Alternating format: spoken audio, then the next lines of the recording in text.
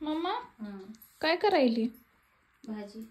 कशाची भाजी करायली? ते चवळीची आमटी करायली. आमटी आपल्या रानातले चवळ्या पेरल्या होत्या गेल्या वर्षी, आता बी पेरल्यात. आता शेंगा आल्यात, उद्याच्या भाजी करायची. तसल्या त्या गावरान चवळ्या लय चांगली लागते. ती कोथिंबीर होती ती आणली शिवणी मी जाऊन आपल्या रानातली, थोडी टाकली होती कधी. ही कोथिंबीर आणली काय? ती पहिले शिजवून घेतलंय का? ती शिजवून घेतलंय, आता त्याला फोडणी द्यायची. ती गावरान चवळी असं वरण भारी लागत. आमटी बिन वरण बी जमतं त्याचं. तू करायली ते काय? मी आमटी करणार आहे. बाजरीच्या भाकरी आणि चवळीची आमटी. चवळीच्या शेंगाची नाही, डाळ केली डाळीची, आणि उद्याच्याला चवळीच्या शेंगाची भाजी करायची. लय आल्या त्या रानात. त्या आता आणलेल्या कशाच्या येतात? ते मुगाच्या येतात. मूग टाकला होता मुठभर.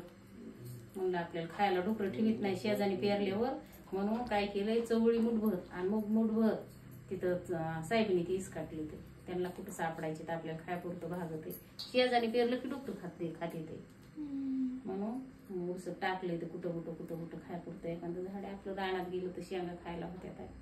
शिवला लय आवडत ते शेंगा. कुठं येतो? कुठं गेला होतो? ये ना इकडं.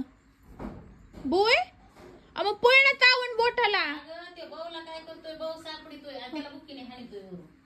भाऊ म्हणजे कसले भाऊ सापडितोय? कसले सापडते? संडासला गेला आणि तिकडच म्हणला भाऊ. आता प्रत्येक भाऊला मी कवा घ्यायला पळून एखादी वारी इचू काटा काय असला तर सापाला बी हाणेन बुक्कीने. बुक्कीने तो सापाला हाणाय बसला निसता भाऊच्या पिच्च्यावर आणि बुक्कीने हाणितोय.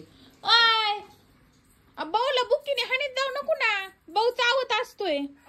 ते काय बघा इकडे बौद्ध बघतोय. तू का म्हणून भाऊच्या मागे लागला?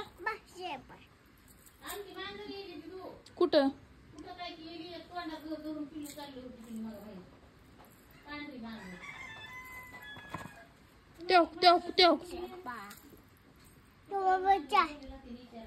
कुत्र्याला मांजराला दोघाला शेड मध्ये टाकलं तर एकामेकाला खाऊन घेते.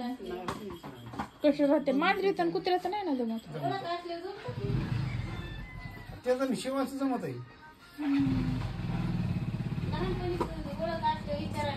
मग कुठे शिकाय सापडला मग त्याला? म्हणजे ती काय घरात नेत असती, बाहेर आणत असती. सकाळी तोंडात घेऊन तिकडे चालली होती. घरातून का? हो, 2-3 जागेवर बदलीत असती जागा ती.